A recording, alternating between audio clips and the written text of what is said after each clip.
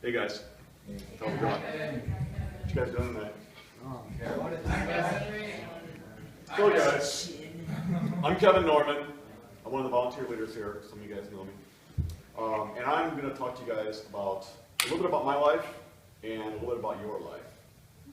So I'm just going to kind of point to you saying what number slide. Okay, so that was me when I was a little baby. Yes, there was color photography when I was young. And I was born in Michigan. Next slide. And I started to grow. And that's me and my brother. And that was me, I think, on my first birthday or something. Next slide. That was me. Parts of my face started to grow faster than the others. Using nothing yet. Yeah, I know, I was turning into a bunny. So the scientists reversed that experiment. So, a little bit awkward. Next slide. Okay, then I got into high school and the awkwardness continued, even though it was more personality awkwardness than buck teeth so much. Next slide. And that's when I crashed. That was the summer of my junior year. I was driving to a surprise birthday party and started to get a little frustrated because I couldn't find out where I was going. And I was turning left on a flashing yellow, and I didn't see a car coming. They had a flashing, right, I was turning left on a flashing red, they had a flashing yellow. They hit me, and my seatbelt did most of the damage. It shoved my stomach and my colon up in my diaphragm, and I got rushed to the hospital. They had to cut me open, like pull everything down out of my diaphragm. I was on crutches for about 2 months. I had to wear kind of like a pelvis girdle type of thing because I cracked my pelvis. And yeah, so it was kind of bad. I was in the hospital for a week. And everything turned out right. I just have a little bit of goofiness, I think, which probably was before the accident, to be honest. But yeah, it looked pretty bad. This was when I was in college. I kind of went through this cross-dressing phase with a few buddies of mine. That's kind of cool. But kind of something that actually happened in junior high and high school, probably one of the toughest things in my life. I know this is kind of funny, so kind of awkward transition. I got diagnosed with ulcerative colitis, which is kind of like Crohn's disease, which is a little more commonly known.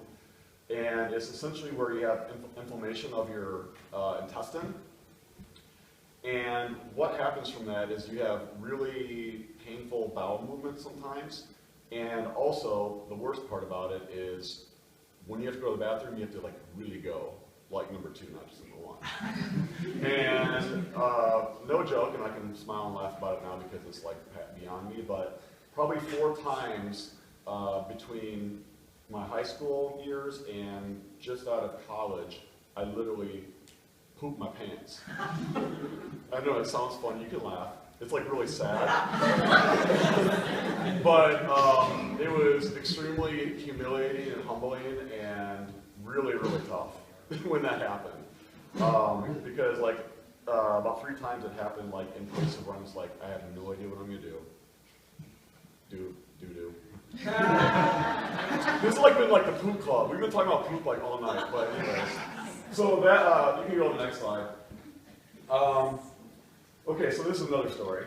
So this is a house I lived in college. I lived right in here, and lived with 4 other guys, which was incredibly awesome. We had just a great time. This is actually in Texas. I went to school. I grew up in Michigan, went to high school in Michigan for 3 years. I actually transferred to Egan for 1 year, randomly. My dad worked for a company that was based here. Then I went away to college in Texas for 3 years after I went to college in Michigan for 2 years. Anyways, back to the story.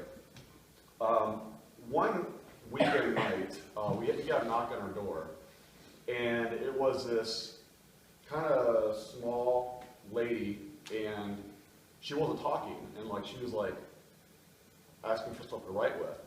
And so we realized she was deaf, and so we got her a pencil and paper, and she wrote and asked if we had any food for her kids. And we're oh yeah, sure. So ran to our pantry, got some canned food and dry food, and gave it to her. And she left, and everything's cool. I think 1 or 2 nights later, I can't remember if it was 1 or 2 nights, we randomly get this knock on our door at probably o'clock at night, asking, and it was this lady, and she was like writing on this piece of paper, and she asked if we could give her a ride down the street. So I'm like, sure, yeah, of course, you know. And so I got out, you know, got my car, like she got in the car, drove down about a mile, and she just wanted to get dropped off at a gas station. And I dropped her off, started to turn back home, and all of a sudden, like in my rearview mirror, I see like these lights, like a policeman was like, you know, waving me over. And so he pulled me over, I stopped, and I'm like, I have no idea what I'm doing wrong here. And he's like, he comes to my window and he's like, do you want to explain why you're giving a ride to a prostitute? And I'm like, I had, you know, I don't know if she's a prostitute or not, and like, he literally was drilling me for like 5 minutes, accusing me of like soliciting a prostitute. I'm just like, I mean, I've seen prostitutes in movies, but like, you know, normally I didn't know that that's kind of what they look like, and so I eventually convinced him that like it was not a problem. Like I had no idea what I was doing. I was just trying to do this lady a nice favor and give her a ride down the street.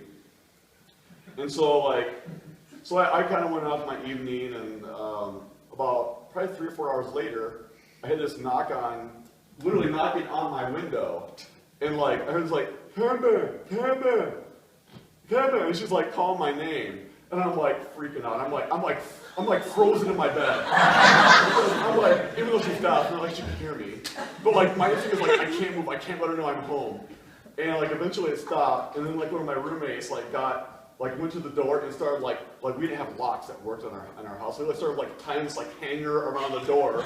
Like he's like afraid she's gonna like break in or something. So anyway, that was that story. Next slide. Okay, this is just like after high school, like me in college and me working. Okay, next slide. This is when I met well, this is not when I met my wife because it's like 3 disjointed pictures. This is pictures of me and Gina after we met. I'll tell you the short story, me and Gina. I moved here in 2000 to work at an ad agency where Gina worked. And I kind of got my eye on Gina. I was like, she's cute, I want to ask her out. And like, I didn't really know how to do it for the longest time. But eventually I got the courage to. And I asked her if she wanted to go to, it was like a music exhibit at like the Minnesota History Center on a Saturday. And she like kind of turned me down, and so I was just kind of single living by myself, and I just kind of randomly decided I wanted to go to the Minneapolis Institute of Arts. And you guys ever been there? Yeah. Pretty cool place. Yep. So I went there just by myself. Guess who I ran into? Gina. Gina. Exactly. Let's do it. And she was like telling me that she didn't have a babysitter because she had Madeline. I'm like, busted. Because she was obviously like she was with a friend. Not a guy, but still, she was a friend, like she could with me. And then the next morning, on Saturday morning, I went to church, this church I was going to in Minneapolis. Guess who was there? Aww. Gina. Shocker. Meant to be. So, she still didn't want to date me after a while, for several months. But we eventually started talking at a Christmas party for the work, and she started liking me, and the rest is history. So we got married. And that's Madeline too. That was like when she was like 5 years old. There's Madeline again. This is at her wedding, if you guys couldn't tell. This is a family picture. So we got married when Madeline was turning 6, or I think about 7. So she was awesome. I mean, she accepted me right away as her stepdad, so it was pretty cool. All right, next slide. Okay, another transition. This is a little old lady in a motorized cart, and this is another story. Not this lady, it's like stock talking. So, 2 years later, this is Gina, the Bon Jovi song. She hasn't aged very well. Okay, so when I was working at a sales job after the agency, it was towards the end of the day. I was in kind of an outside sales position where I was like driving around meeting with customers and stuff. At the end of the day, I was driving back home. I was about to get on a ramp. I was turning left to kind of get onto this ramp to the highway, and I hear this thud.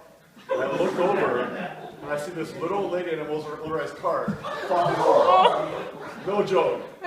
Like, my life flashed before my eyes. I'm like, I just killed a little old lady. Next slide.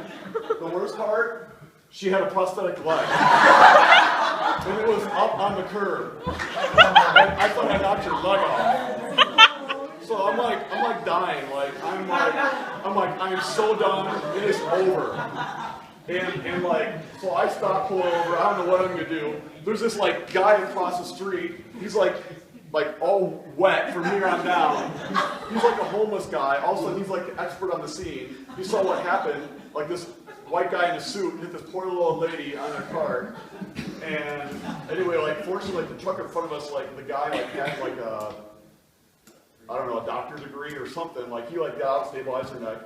Long story short, everything worked out fine. I didn't get sued. I didn't lose everything, but it was freaking scary, man. When I hit her too, I was on my phone, my cell phone. So I'm like, I'm dead. Oh, yeah. So anyway, so I don't do a whole lot of texting and driving or talking on my phone when I'm driving anymore from that. So anyway, next slide.